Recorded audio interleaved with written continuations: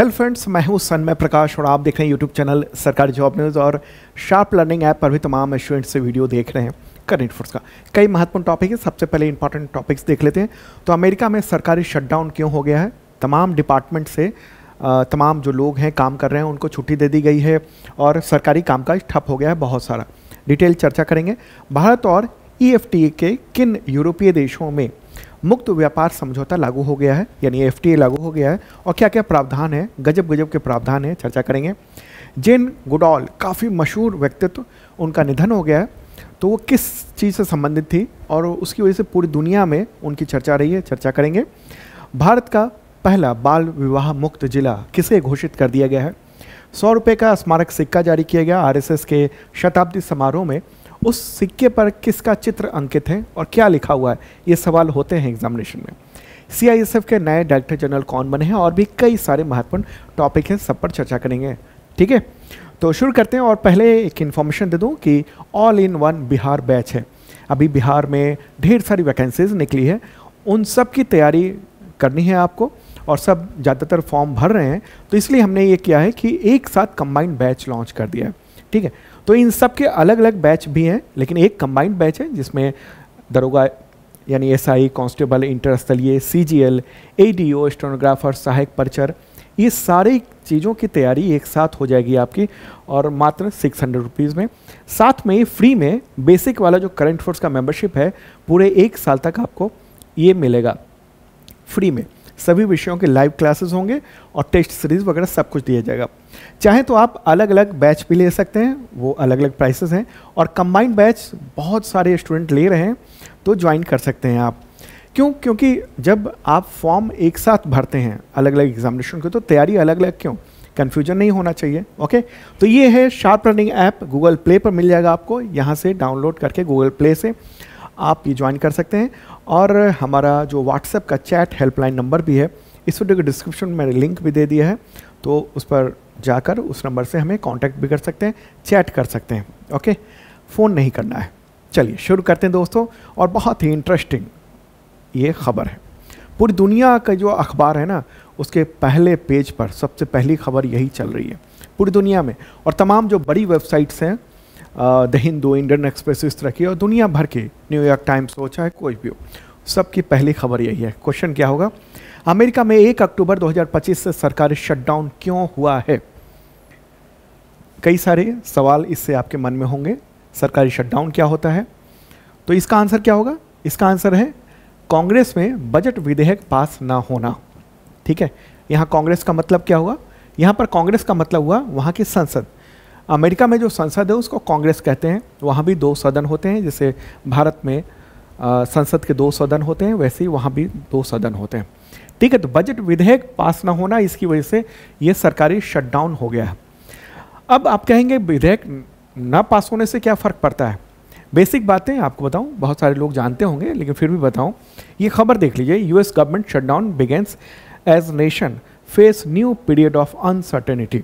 मतलब अनिश्चितता के माहौल में अमेरिका जो है वो चला गया है, इसलिए इसको शटडाउन भी कहा जा रहा है। अब इसमें क्या हुआ है? जो शुरुआत में आपने देखा क्या हुआ, क्या है इसमें जो है ना, वो 9 लाख से ज़्यादा जो सरकारी कर्मचारी है उनको छुट्टी पर भेज दिया गया है बिना सैलरी के। कहते हैं कि सैलरी तो दे नहीं पाएंगे क्योंकि हमारे पास तो बिल पास हुआ नहीं है। ठीक है, अब आप कहेंगे कि बिल पास क्यों नहीं हुआ है और क्या मतलब है इसके, बजट विधेयक क्या मतलब क्या हुआ? क्योंकि सरकार के पास वहाँ के पैसे खर्च करने की अनुमति नहीं है। चाहे कोई भी देश हो, कोई भी सरकार हो, चाहे केंद्र की हो, राज्य की हो, पैसा जो उसके पास है ना, जो रकम है या जो डॉलर है, रुपया है, वो सब किसका है? आम जनता का है। इसलिए कहा जाता है वो पब्लिक रेवेन्यू है वो। ठीक है, और उसको खर्च करने के लिए परमिशन लेना पड़ता है। कहाँ से? संसद से, देश को लेना पड़ता है। उसी तरीके से इसको कांग्रेस से लेना पड़ता है। अमेरिका में संसद को कांग्रेस कहते हैं। क्लियर हो गई बात? इस तरह से राज्यों में अगर खर्च करना पड़ता है तो उसको बजट बना के और उसको विधानसभा में पेश करना पड़ता है। यहाँ पर भारत की बात करेंगे तो ओके, तो ये जनता का पैसा है और जनता का पैसा उसके प्रतिनिधि से पूछे बिना सरकार खर्च नहीं कर सकती है। तो यही अमेरिका में हुआ है। अमेरिका में क्या है ना, वहाँ पर जो राष्ट्रपति प्रणाली है उसमें क्या है, राष्ट्रपति तो चुन लिया जाता है, लेकिन वहाँ संसदीय चुनाव अलग अलग तरीके से होते हैं। जैसे भारत में राज्यसभा के होते हैं, वैसे भी वहाँ का उसी तरीके से होता है। जैसे भारत में लोकसभा है, वैसे ही जो सांसदों का चुनाव वहाँ पर भी होता है अलग तरीके से, ठीक है। लेकिन वहाँ कोई ज़रूरी नहीं है कि राष्ट्रपति का ही जो बहुमत है वो वहाँ की संसद में हो, ठीक है। सीनेट और हाउस में दो होते हैं, तो उन दोनों में बहुमत हो ये कोई ज़रूरी नहीं है, ठीक है। भारत में ये ज़रूरी है कि लोकसभा में बहुमत होना चाहिए, तभी प्राइम मिनिस्टर हो सकते हैं। तो यहाँ पर प्रधानमंत्री वाली व्यवस्था है, ठीक है। प्रमुख जो पावर है वो प्रधानमंत्री के पास है भारत में। कहने को राष्ट्रपति प्रमुख है, लेकिन एक्चुअल में पावर राष्ट्रपति के पास बहुत ज़्यादा नहीं है। लेकिन वहाँ अमेरिका में ये राष्ट्रपति प्रणाली है, उसमें राष्ट्रपति बहुत सारे एग्जीक्यूटिव ऑर्डर जो है ना वो सीधे अपने सिग्नेचर से जारी कर सकते हैं। लेकिन बहुत सारे जो अधिकार हैं वो संसद को दिए हुए हैं वहाँ के, यानी वहाँ के कांग्रेस को दिया हुआ है। तो कांग्रेस जब तक ये मतलब बजट क्या हुआ, बजट जो बनाया जाता है वो बजट बनाया जाता है किस चीज़ का, वो बजट होता है कि हम इस फाइनेंशियल ईयर में हम इतना खर्च करेंगे और इस मद में खर्च करेंगे, ठीक है। हर चीज़ जनता के प्रतिनिधि से पूछ लेना है। तो जनता का प्रतिनिधि संसद में बैठा हुआ है या कांग्रेस में बैठा हुआ है, तो कांग्रेस से यहाँ से पूछना है। अब वहाँ पर क्या हुआ है कि जो बहुमत इनके पार्टी के पास नहीं है, रिपब्लिकन पार्टी है, अब इनके पास जो है ना वो है नहीं, तो विपक्ष के जो लीडर्स हैं, डेमोक्रेटिक पार्टी है विपक्ष की, तो उनके सांसदों से इनकी डीलिंग चल रही है, बातचीत चल रही है। उनकी अलग डिमांड है, उनकी बहुत सारी डिमांड्स है कि वो पूरा करे, तो वो अगर पूरा करते हैं वो आगे मैं बताऊंगा, तो फिर इनकी जो नीतियां हैं वो डगमगा रही है। तो इसलिए वहाँ कश्मकश चल रहा है दोनों पार्टियों में, और इसी वजह से ये बिल पास नहीं हो पा रहा है, वहाँ गिर जा रहा है बिल। अब वहाँ गिर जा रहा है तो भारत की तरह नहीं है कि विधेयक अगर गिर गया तो फिर मान लिया जाएगा कि प्रधानमंत्री के पास बहुमत नहीं है। वहाँ पर एक बार राष्ट्रपति चुन लिया गया, लेकिन यहाँ नहीं। तो इसलिए क्या होना है ना, वो अब खर्च की परमिशन ही नहीं मिल रही है, बजट पास ही नहीं हो पा रहा है, तो इसका मतलब क्या हुआ, खर्च नहीं कर पा रहे हैं। तो ये स्थिति है। तो अब यहाँ पर देखते हैं कि अमेरिका में जो फिस्कल ईयर होता है वो क्या होता है, कब से कब तक का होता है, या कहें फाइनेंशियल ईयर या फिर कहें वित्त वर्ष कब से कब तक का होता है। 1 अक्टूबर से लेकर अगले साल के 30 सितंबर तक वहाँ का फाइनेंशियल ईयर होता है, ठीक है। क्या समझे, 1 अक्टूबर से लेकर अगले साल के 30 सितंबर तक, ओके।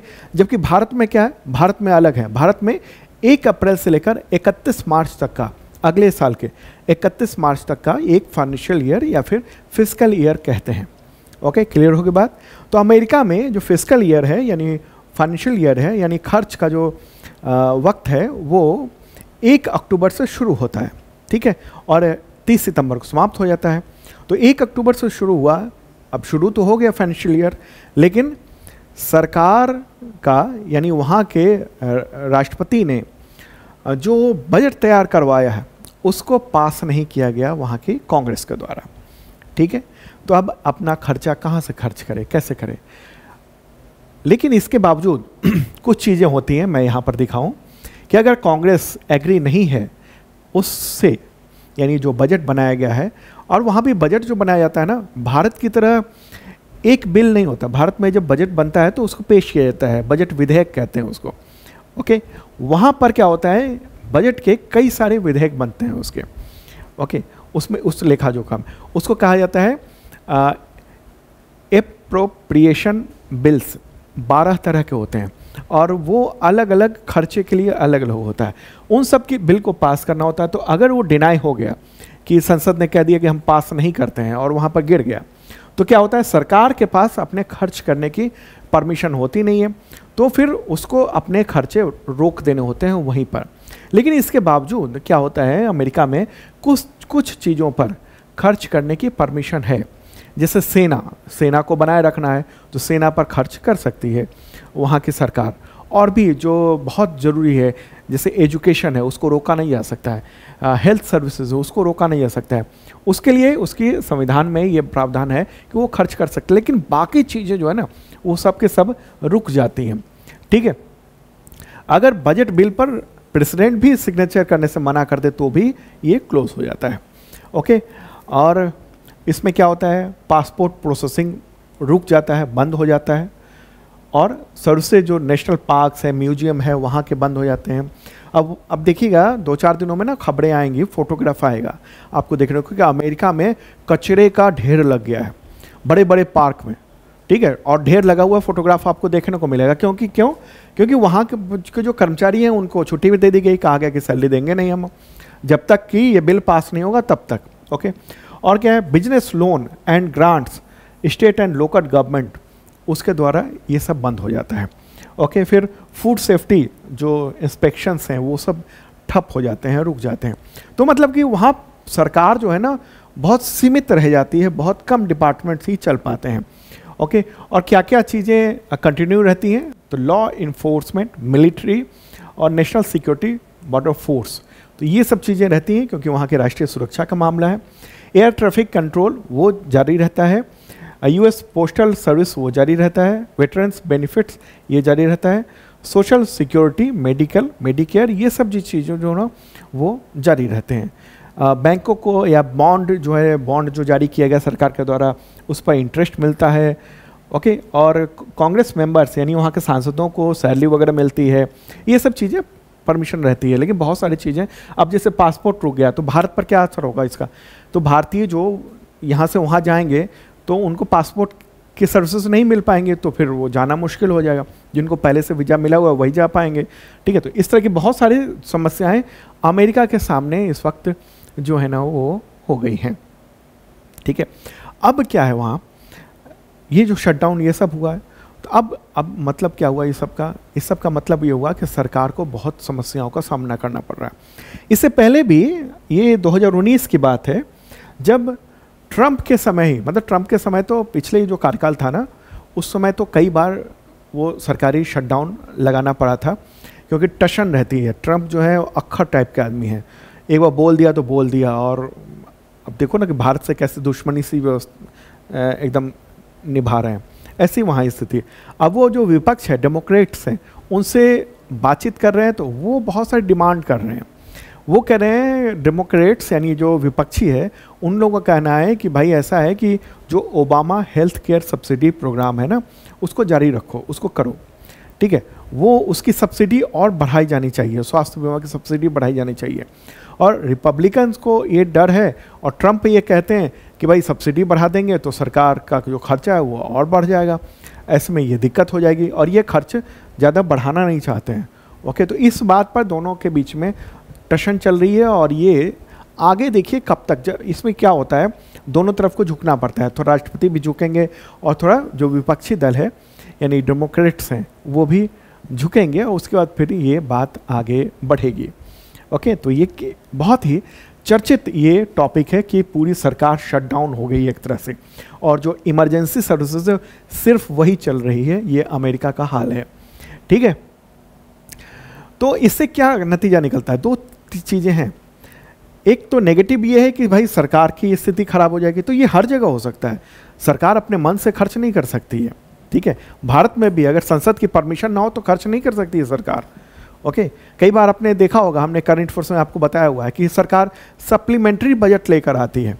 सप्लीमेंट्री बजट का क्या मतलब हुआ कि मतलब कि जो एक बजट दिया था, बजट में जो प्रावधान किए थे कि हमें इतने रकम चाहिए इतना खर्च करने के लिए, अब पता चल रहा है कि सरकार को और ज़्यादा रकम चाहिए, तो उसके लिए फिर से सप्लीमेंट्री बजट पेश करती है भारत में सरकार, ठीक है। तो एक एक रुपए का भारत को परमिशन लेना पड़ता है जनता के प्रतिनिधियों से बहुमत के साथ। ओके, तो ये है।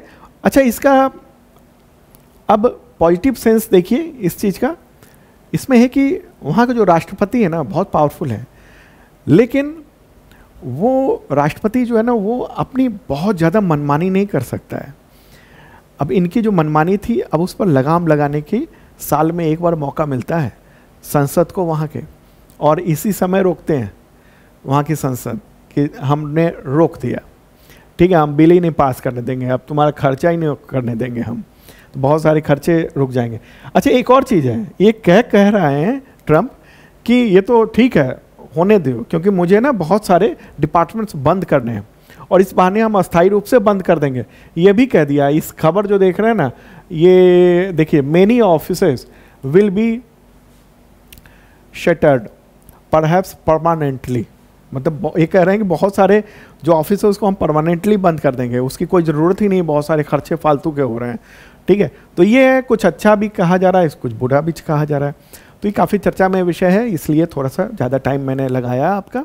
चलिए आगे बढ़ते हैं और अगला क्वेश्चन लेते हैं, इंपॉर्टेंट है ये भी। भारत और यूरोपीय फ्री ट्रेड एसोसिएशन यानी EFTA उसके किन देशों के साथ मुक्त व्यापार समझौता यानी FTA यानी फ्री ट्रेड एग्रीमेंट 1 अक्टूबर 2025 को लागू हो गया है। अब इनमें से कौन कौन से देश हैं, तो इसका आंसर क्या होगा? हंगरी, आयरलैंड, आइसलैंड और लिechtenstein। ठीक है, तो ये 4 देशों का एक समूह है EFTA यानी यूरोपीय फ्री ट्रेड एसोसिएशन। ओके, तो इन सब का, इससे भारत ने पिछले साल 2024 में एग्रीमेंट किया था, फ्री ट्रेड एग्रीमेंट किया था, और ये 1 अक्टूबर से लागू होना था और वो लागू हो गया है। ओके, तो जो अपने वाणिज्य मंत्री हैं पीयूष गोयल, तो उन्होंने इसके बारे में ऐलान किया है ट्विटर पे, और फिर जो उनका काउंटर पार्ट है उसने भी ये बातें कही है कि हाँ ये जो है वही एग्रीमेंट हो रहा है, कर लिया गया है। ओके, इसको लागू कर दिया गया है। तो 10 मार्च 2024 को इन देशों के साथ ये फ्री ट्रेड एग्रीमेंट किया गया था। और आपको बताऊं कि ये जो चारों देश हैं ना, वो यूरोपीय यूनियन के सदस्य नहीं है, तो इसलिए इनका एक अलग संगठन है। ओके, तो ये इम्पॉर्टेंट ये फैसला लिया गया। एक बार मैप के ज़रिए बताते हैं, फिर और डिटेल बताएंगे। ओके, तो उन देशों के पास चलते हैं हम। अपना ये रहा अपना प्यारा भारत, और अब चलेंगे हम उन देशों पर जहाँ पर जिसके साथ ये एग्रीमेंट किया गया है, FTA एग्रीमेंट किया गया है। ओके, तो ये क्या कहते हैं हम इसको कहते हैं यूरोपीय फ्री ट्रेड एसोसिएशन। उसमें कौन कौन से देश हैं? एक यहाँ है, ये आइसलैंड है, ये नॉर्वे है, ये स्विट्ज़रलैंड है, और लिechtenstein ये यहाँ पर एक देश है। तो इन सब को भी देख लेते हैं एक एक बार, इसके बारे में परिचय करा देता हूँ मैं। ठीक है, अब आइसलैंड चलते हैं। सबसे पहले यहाँ आइसलैंड है, और ये एक नॉर्डिक द्वीपीय राष्ट्र है। ज्वालामुखी, गीजर, गर्म झरने, ज्वालामुखी यहाँ पर हैं। इसकी राजधानी क्या है? रेकजाविक। ठीक है, प्राइम मिनिस्टर हैं यहाँ की क्रिस्टुन फ्रॉस्टोटिर, ये नाम है उनका, कठिन नाम है, और मुद्रा यहाँ पर चलती है आइसलैंडिक क्रोन। ओके, दूसरा जो देश है वो है नॉर्वे। नॉर्वे के बारे में आपने कई बार चर्चा में सुना होगा, और ये पढ़ाई लिखाई के क्षेत्र में उन सब में, इसके अलावा रहन सहन के क्षेत्र में वो बहुत आगे रहता है। तो ये भी एक नॉर्डिक देश है, और ये पहाड़, ग्लेशियर, गहरे तटीय क्षेत्र से घिरा हुआ है। इसकी राजधानी क्या है? ओस्लो है। यहाँ के सम्राट हैं हेराल्ड वी। प्राइम मिनिस्टर यहाँ के जोनास गहर स्टोर है, और यहाँ पर मुद्रा चलती है नॉर्वेजियन क्रोन। ठीक है, और जो तीसरा देश है वो यहाँ पर है, ये वाला देख रहे हैं आप, ये लैंड लॉक्ड कंट्री है, ये वाला स्विट्जरलैंड है। ओके, राजधानी है बर्न, और यहाँ के राष्ट्रपति हैं करिन केलर सटर। मुद्रा यहाँ पर क्या चलती है? स्विस फ्रैंक चलती है। और एक और देश है उसमें, और उसका नाम क्या है? लिechtenstein। लिechtenstein जो है ना, वो इस जगह पर स्थित है, एकदम छोटा सा है। ये जो बिंदी सा दिख रहा है ना, बस इतना ही बड़ा है वो। ठीक है, बहुत छोटा देश है। इसकी राजधानी है वादुज। यहाँ के प्राइम मिनिस्टर हैं ब्रिजत हास। यहाँ पर मुद्रा स्विस फ्रैंक चलती है, और इसका जो क्षेत्रफल है ना 160 वर्ग किलोमीटर का है। भारत में अगर झांसी जो शहर है ना, केवल शहर उसका जितना क्षेत्रफल है उसी के बराबर का एक देश है, और उस देश के साथ भारत का ये FTA एग्रीमेंट हुआ है। मतलब इन चारों देश के साथ, उनमें से ये एक है। ओके, अब ये चीज़ों को समझते हैं कि आखिर ये फ्री ट्रेड एग्रीमेंट होता क्या है। हिंदी में कहते हैं मुक्त व्यापार समझौता। और इसमें इसको क्यों करते हैं? इसको व्यापार को सरल बनाने के लिए करते हैं, दो देशों के बीच में या कई देशों के साथ एक साथ समूह के साथ करते हैं। तो जो आयात और निर्यात पर जो टैरिफ लगता है यानी सीमा शुल्क लगता है, इन सब को बिल्कुल या तो ख़त्म कर दिया जाता है या बिल्कुल न्यूनतम कर दिया जाता है। इससे क्या होता है? इससे आयात और निर्यात पर कोई पाबंदी भी नहीं रहती है। बहुत सारी चीज़ों पर पाबंदी होती है ना, कि इतने से ज़्यादा सामान आप नहीं मंगा सकते हैं। जो घरेलू जो उत्पादन है उसको संरक्षित करने के लिए, तो फिर ये फ्री ट्रेड एग्रीमेंट होता है, उसमें जो ये तय हो जाता है कि इन सब चीज़ों पर हम कोई रोक नहीं लगाएंगे, शुल्क या तो फ्री रखेंगे या एक सीमित रखेंगे, ये सब चीज़ें होती हैं। ठीक है, तो इस समझौते में क्या चीज़ें रखी गई हैं, कुछ तो पॉइंट यहाँ दे दिया मैंने। इसका हाँ लक्ष्य क्या है, 15 वर्षों के भीतर भारत में 100 अरब डॉलर, ये लगभग 8.27 लाख करोड़ रुपए होते हैं, उसका निवेश करेगा और 10 लाख जॉब्स भारत में पैदा करना है। ये बहुत बड़ी बात है। ठीक है, वाणिज्य मंत्री जो हैं पीयूष गोयल, उनका ये कहना है कि दुनिया के इतिहास में पहली बार है जब हम EFTA देशों से भारत में 100 अरब डॉलर के निवेश करने की बाध्यकारी प्रतिबद्धता के साथ FTA पर हस्ताक्षर कर रहे हैं या कर चुके हैं। ठीक है, तो ये बाइंडिंग कमिटमेंट है, मतलब इतना तो उसको लगाना ही है, 100 अरब डॉलर का निवेश भारत में ये होना ही है, ये तय कर लिया गया। बहुत सारी चीज़ें जैसे स्विस घड़ियाँ हैं, चॉकलेट कट और पॉलिश किए गए कटे हुए हीरे हैं, इन सब उत्पादों पर कम या शून्य शुल्क की अनुमति दी गई है। IT, audio visual, skill professional के मूवमेंट जैसे जो डोमेस्टिक सर्विसेज हैं, सेक्टर है, इन्वेस्टमेंट है, एक्सपोर्ट है, इन सब को बढ़ावा देने के लिए ये समझौता किया गया है। दोनों देश इसको बढ़ावा देंगे। ओके, तो ये बहुत ही महत्वपूर्ण, ये वाला जो चीज़ है ना 100 अरब डॉलर निवेश वाला, तो ये महत्वपूर्ण है। इससे रिलेटेड पिछले दिनों मतलब एग्जामिनेशन में क्वेश्चन आए हैं, मुझे याद आ रहा है कई सारे एग्जामिनेशंस में।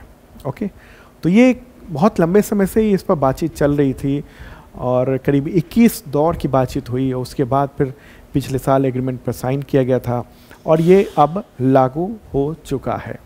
ओके, तो फ़ायदा क्या क्या होने वाला है भारत को, तो देखिए इन 4 देशों के साथ जो एग्रीमेंट हुआ ना, उसमें से स्विट्ज़रलैंड है, उसका भारत के साथ बड़ा कारोबारी रिश्ता है। ठीक है, तो अब भारत क्या करेगा, उच्च गुणवत्ता वाले जो स्विस घड़ियाँ हैं वो भारत में आएंगी, बहुत कम टैरिफ या नहीं, टैरिफ शायद नहीं लगेगा। घड़ी, चॉकलेट, बिस्किट, इन सब पर ड्यूटी को कम कर दिया जाएगा, ये बिल्कुल हटा दिया गया है, अभी कर दिया गया है। ठीक है, तो पहले टैक्स ज़्यादा लगते थे, अब वो बिल्कुल कम कर दिए गए हैं। ये सब चीज़ें हैं, इससे व्यापार और बेहतर होगा, ये खास फ़ायदा ये होने जा रहा है। ओके, तो इससे रिलेटेड जैसे UPSC में इस तरह के सवाल आ सकते हैं, क्या हो सकते हैं कि भारत EFTA मुक्त व्यापार जो समझौता है उसका मुख्य उद्देश्य क्या है, और इनमें से आंसर आपको बताना है। आयात निर्यात पर सभी सीमा शुल्क को ख़त्म करना, ये सभी पर नहीं ख़त्म किया गया है। ठीक है, कुछ चीज़ों पर कम कर दिया गया। ओके, तो ये गलत हो गया जो मैंने पहले बताया आपको। दूसरा क्या है, 15 वर्षों में भारत में 100 अरब डॉलर का निवेश और 10 लाख रोजगार सृजन, ये काफ़ी इंपॉर्टेंट है, ये बिल्कुल सही है आंसर। तीसरा, केवल E-गवर्नेंस और डिजिटल सेवाओं को बढ़ावा देना नहीं, बहुत सारी चीज़ें इसमें रखी गई जो मैंने बताया। यूरोपीय संघ के साथ भारत का व्यापार बढ़ाना, ये गलत है। ये यूरोपीय संघ में ये चारों देश है ही नहीं, इनका एक अलग एसोसिएशन बना हुआ है EFTA। ओके, तो इस तरह से ये सवाल हो सकते हैं, थोड़ा उसमें सोचना पड़े। आगे इस तरह से भी सवाल बन सकता है कि भारत FTA के बारे में कौन सा कथन जो ना वो सही है, इनमें से क्या है। EFTA के सभी सदस्य यूरोपीय संघ का हिस्सा है, बिल्कुल गलत। ठीक है, सदस्य है ही नहीं। समझौते पर कुल 21 दौर की बातचीत हुई और हस्ताक्षर 10 मार्च 2024 को हुए, सही बात है। यह समझौता केवल वस्तुओं के व्यापार पर लागू होता है, सेवाओं पर नहीं, ये गलत बात है, सेवाओं पर भी लागू होता है। भारत ने केवल नॉर्वे और स्विट्जरलैंड के साथ ही समझौता किया है, नहीं, ये EFTA जो 4 देश हैं उनके साथ किया है। इसका आंसर क्या होगा, बी जो है ना वो सही आंसर इसका कहा जाएगा। ठीक है, एक और सवाल ये हो सकता है, इस तरीके से सवाल आ सकता है एग्जामिनेशन में, तमाम एग्जामिनेशन में, क्या है, भारत FTA का निवेश जो है ना वो संबंधित प्रतिबद्धता किस प्रकार की है। क्या ये केवल सिफारिशी है, नॉन बाइंडिंग है, दूसरा है ये क्या बाइंडिंग है, तो ये सही है, मैंने बताया था आपको बाइंडिंग है। ये इतना तो करना ही है उसको। कितना निवेश करना है, 100 अरब डॉलर। ठीक है, इतना निवेश इसको करना ही पड़ेगा। ओके, 100 अरब डॉलर का। अस्थायी नहीं, हो गया है, शर्तों पर निर्भर करता है, नहीं, कंडीशनल भी नहीं है, ये बाइंडिंग कमिटमेंट है, यही एक खास बात है इसकी। ओके, और अगर हम देखें कि मेंस एग्जामिनेशन में कहाँ से प्रश्न आ सकते हैं, तो ये GS पेपर 2 जो ना governance, polity, social justice, international relation, उन सब से प्रश्न आ सकते हैं मेंस में। और जीएस पेपर 3 जो है ना, जिसमें इकोनॉमिक डेवलपमेंट है, टेक्नोलॉजी है, एनवायरनमेंट है, मतलब उसमें इकोनॉमिक जो डेवलपमेंट है इससे रिलेटेड सवाल आ सकते हैं।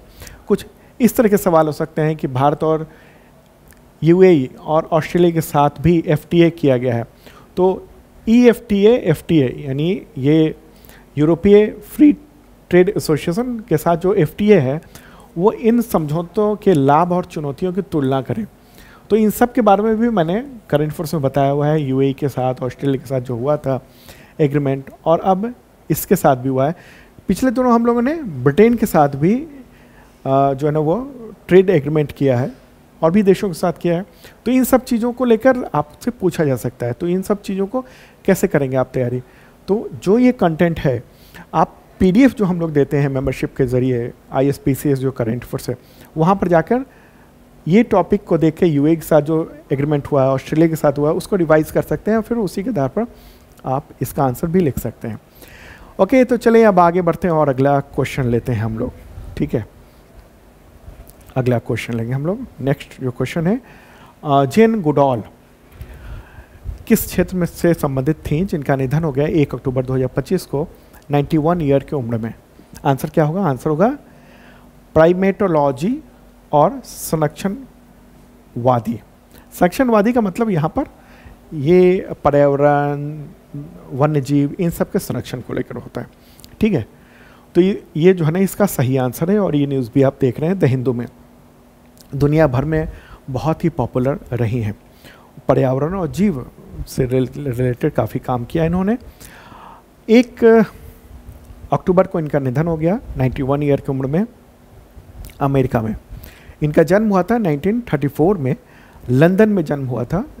और इनके बारे में अगर हम बात करेंगे तो इनको जो पिता थे वो गोरिल्ला, खिलौने, बहुत सारी पुस्तकें, टार्जन, इन सब किताबें वो पढ़ने को देते थे, तो उससे प्रेरणा मिली। और फिर ये जीवों के बारे में, और ख़ासतौर पर जो चिंपैंजी हैं, इस तरह के जीव हैं, उसके बारे में बहुत कुछ जानने की इनकी ललक हुई। और फिर उनके लिए ये पूरा जीवन इन्होंने एक तरह से समर्पित कर दिया था। ठीक है, 1957 में ये नाव से केन्या पहुंच गई थी। वहाँ पर जो बहुत प्रसिद्ध मानववादी और व्यक्ति हैं लुई लीकी, उनसे मुलाकात की। फिर प्राइमेट का अध्ययन उन्होंने शुरू किया। ठीक है, प्राइमेट, तो ये प्राइमेटोलॉजी आखिर ये है क्या? अब इसको भी तो समझना पड़ेगा आपको कि है क्या, तभी तो आप आगे समझ पाएंगे कि क्या ये चीज़ें हैं और क्या कहा गया है। आखिर ये प्राइमेटोलॉजी का मतलब क्या हुआ? कुछ पॉइंट मैंने यहाँ लिख दिए। प्राइमेटोलॉजी जो है वो प्राइमेट्स के अध्ययन का विज्ञान है, जिसमें एक प्राइमेट्स क्या है, जो मानव, वानर सहित जो लोमड़ियाँ और अन्य जो प्रजातियाँ हैं उसका व्यवहार क्या है, संरक्षण कैसे है। ये एथोलॉजी यानी पशु व्यवहार विज्ञान है, मानव विज्ञान है, जैव विविधता है, उन सब से ये जुड़ा हुआ है ये प्राइमेटोलॉजी। और जो जैन गुडॉल, इनका जो काम है ना वो सीधे सीधे एक तरह से चार्ल्स डार्विन के जो सिद्धांत था ना, इवोल्यूशन थ्योरी, उससे भी जुड़ा हुआ है। जिसे चार्ल्स डार्विन का क्या मानना था कि सभी जो जीव हैं वो एक ही सामान्य पूर्वज से विकसित हुए हैं, और वो अपने परिवेश, माहौल, अनुकूलता वो बदलते चले गए, और वही जीवित रहे जो सर्वाइव कर सकते हैं, और फिर उनमें रूपांतरण होता चला गया। ओके, तो उसमें क्या है कि हम जो हैं इस तरीके से ये विकास हुआ है। तो ये जैसे चिंपैंजी हैं, बंदर हैं, और भी कई सारे जो जीव हैं, तो उन सब से जो हमारा रिश्ता है वो तो इसी को जो है ना वो प्राइमेटोलॉजी या कहते हैं। और ये सब जो लोमड़ियाँ हैं, ठीक है, और अन्य मानव वानर हैं, यानी जो चिंपैंजी हैं, ये सब, इन सब के व्यवहार, विकास और पारिस्थितिकी है, इन सब चीज़ों को जो समझना, ये जो है ना वो कहा जाता है। ओके, तो इसी पर इन्होंने बहुत काम किया। और ये फोटोग्राफ भी आप देख रहे हैं कि एक चिंपैंजी, मादा चिंपैंजी है, उसके साथ उन्होंने किस कर रही हैं ये। ठीक है, तो काफ़ी पॉपुलर व्यक्ति रही हैं और काफ़ी काम किया है उन्होंने। और ये कई देशों में इन्होंने काम किया और बहुत सारे रिसर्च किए। इन्होंने ही पहली बार, यानी जेन गुडॉल ने पहली बार गैम्बो नेशनल पार्क है तंजानिया में, कहाँ पर है, गैम्बो नेशनल पार्क है तंजानिया में, वहाँ पर चिंपैंजियों पर उन्होंने रिसर्च किया, काम किया। उन्होंने कहा, बताया कि चिंपैंजी जो है वो अपने दिमाग का इस्तेमाल करते हैं और नई चीज़ें विकसित कर लेते हैं। तो कैसे विकसित कर लेते हैं, तो चिंपैंजी जो है वो बहुत सारी मांसाहारी भी होते हैं, तो वो जो कीड़े वगैरह खा रहे थे तो उसके लिए लकड़ी से खोद खोद के निकाल रहे थे। तो ये सब पहले माना जाता था कि मनुष्य ही जो है ना सब कुछ है और बाकी तमाम जो जीव हैं वो कुछ है ही नहीं। तो ये इन्होंने रिश्ता दिखाया कि किस तरीके से चिंपैंजी और जो दूसरे जानवर हैं वो किस तरह से कनेक्टेड हैं और वो भी सोचने समझने और खोज करने की जो चीज़ें हैं वो उनमें भी हैं। ठीक है, तो ये काफ़ी चर्चा में रही है जेन गुडॉल। इससे रिलेटेड सवाल हो सकते हैं, पर्यावरण से रिलेटेड क्वेश्चन अक्सर एग्जामिनेशन में आते हैं, तो ये भी आप ध्यान रखिएगा। ठीक है, चलिए आगे बढ़ते हैं और अगला क्वेश्चन लेते हैं। उससे पहले एक इन्फॉर्मेशन दे दूँ कि नवरात्र ऑफ़र जो है ना वो समाप्त हो रहा है, तो आज समाप्त हो जाएगा। तमाम बैचेज पर 75% तक की छूट चल रही है पुराने तमाम बैच पे। वो ISPCS मेंबरशिप हो गया या फिर दूसरे कोर्सेज हो गए, बेसिक मेंबरशिप हो गया करंट फोर्स का, या BPSC का जो पूरा फाउंडेशन बैच चल रहा है 72nd BPSC का, वो पूरा, उस पर बहुत सारी छूटें चल रही हैं, वो सब समाप्त हो जाएगा। तो अगर आप ज्वाइन करना चाहते हैं तो ज्वाइन कर लीजिएगा। ओके, और ये all in one Bihar batch तो अवेलेबल है ही। तमाम बिहार के एग्जामिनेशंस की तैयारी एक साथ एक ही बैच के जरिए आप कर सकते हैं। बिल्कुल गहनता से पढ़ाया जाएगा आपको और टेस्ट सीरीज़ होगा फ्री में। ये करंट फोर्स का मेंबरशिप भी मिल जाएगा मात्र 600 रुपीज़ में। तो प्राइस बढ़ जाए उससे पहले आप शार्प लर्निंग ऐप डाउनलोड करिए और ज्वाइन कर सकते हैं आप। ओके, तो क्वेश्चन यहाँ पर इम्पॉर्टेंट है, किस राज्य सरकार ने बलौद जिले को भारत का पहला बाल विवाह मुक्त जिला घोषित किया है? आंसर क्या होगा इसका? छत्तीसगढ़। ठीक है, इससे रिलेटेड एक और क्वेश्चन लेते हैं, फिर डिटेल बात करेंगे। छत्तीसगढ़ सरकार ने किस जिले को भारत का पहला बाल विवाह मुक्त जिला घोषित किया? आंसर बलौद होगा इसका। ओके, और ये न्यूज़ देख रहे हैं आप टाइम्स ऑफ इंडिया में। Balod become India's first district to go child marriage free. तो ये किसने कहा है? ये छत्तीसगढ़ की गवर्नमेंट ने, चीफ मिनिस्टर ने ये बातें कही हैं। तो 30 सितंबर को ये दावा किया वहाँ की सरकार ने कि अब बलौद जो है वो भारत का पहला बाल विवाह मुक्त जिला बन गया है और आधिकारिक तौर पर बाल विवाह मुक्त घोषित कर दिया गया है।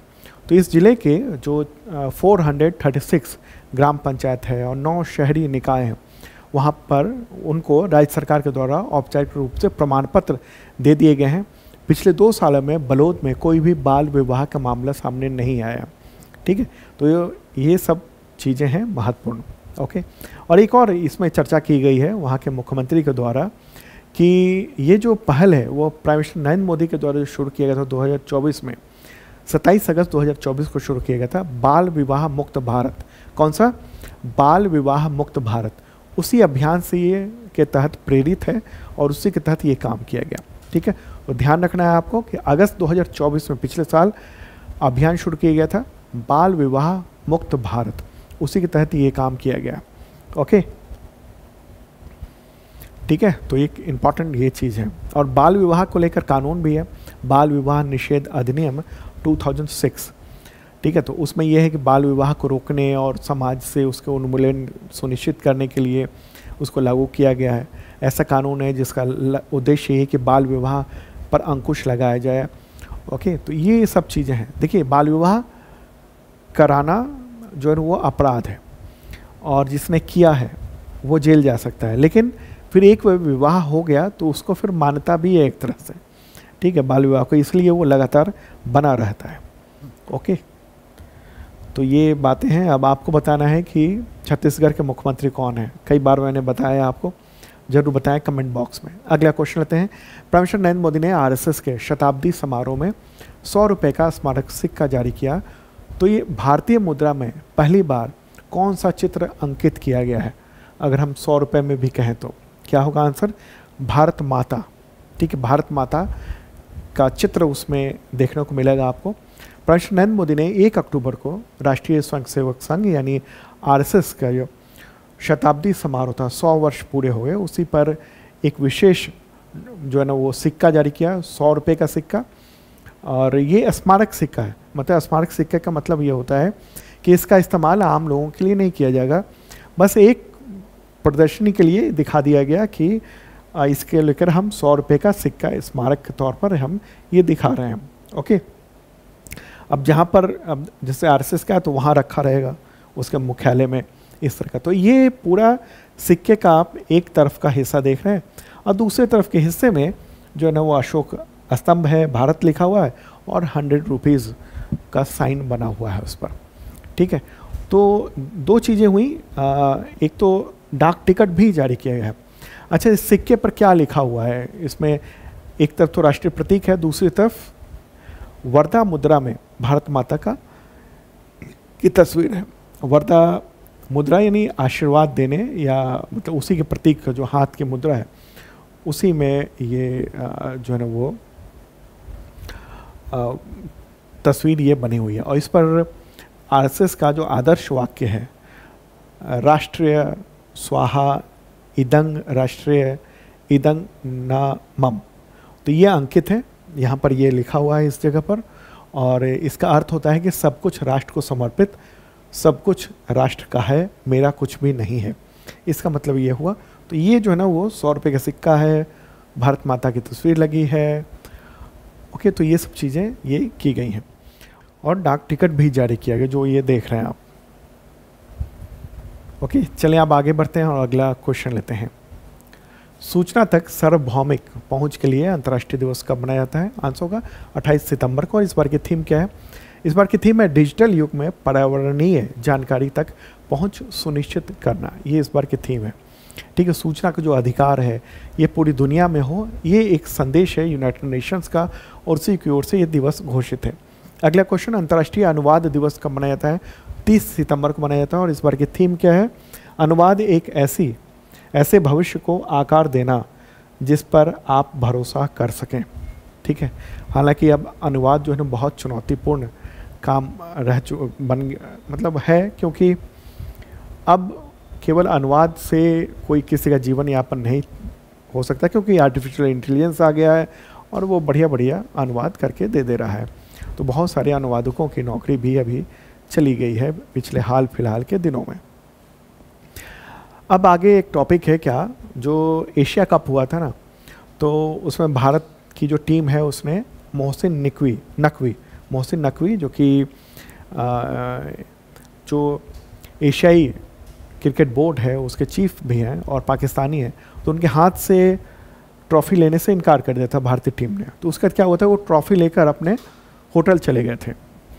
तो उसके बाद ये मामला उछला, फिर ये मीटिंग हुई, एशियन क्रिकेट काउंसिल की मीटिंग हुई, और उसमें बताया ये जाता है तमाम खबरों के हवाले से कि जो भारतीय टीम है या भारतीय अधिकारी ने उसने साफ कह दिया था कि अब इस मामले को लेकर वो बीसीसीआई के पास जाएंगे और अगर नकवी ने ये ट्रॉफ़ी नहीं दिया भारत को तो फिर महाभियोग लगाकर उसके प्रमुख के पद से भी हटाया जा सकता है, एसीसी के पद से। इसके बाद क्या हुआ, नकवी ने ट्रॉफ़ी जो है ना जमा करवा दी है। अब ये ट्रॉफ़ी भारत को कैसे दी जाएगी वो पता चलेगा जल्दी। तो ट्रॉफ़ी भारत को मिल जाएगी, भारत जो है विजेता रहा है। अगला क्वेश्चन होगा, ये 10th क्वेश्चन है, सीआईएसएफ के नए महानिदेशक कौन बन गए हैं? क्या नाम है इनका? इनका नाम है प्रवीर रंजन। ठीक है, प्रवीर रंजन। 10th क्वेश्चन, प्रवीर रंजन को बना दिया गया है अब सीआईएसएफ का नया डायरेक्टर जनरल। ठीक है, 1993 के आईपीएस अधिकारी हैं, 30 सितंबर को उन्होंने ज्वाइन कर लिया है। तो दोस्तों ये था इंपॉर्टेंट करंट अफेयर्स आपके एग्जामिनेशंस के लिए, बहुत ही इंपॉर्टेंट चीज़ें आपने पूरा देखा समझा। ओके, अब फिर कल मिलेंगे, कल मॉर्निंग को देखते हैं, जल्दी आ जाए ये वीडियो। ओके, और ऑफ़र चल रहा है, लाभ उठा सकते हैं आप। और बिहार के तमाम एग्जामिनेशन की अगर तैयारी करना चाह रहे हैं तो एक ही बैच है, समग्र all in one Bihar batch, वो ज्वाइन कर सकते हैं आप। अच्छा, अभी एनटीपीसी का भी ऑफिशियल नोटिफिकेशन आने वाला है, नया वाला, अगले साल के एग्जामिनेशंस के लिए। उसमें कई हज़ार पद हैं, उसके लिए भी बैच जल्द ही लॉन्च किया जाएगा। Okay, bye.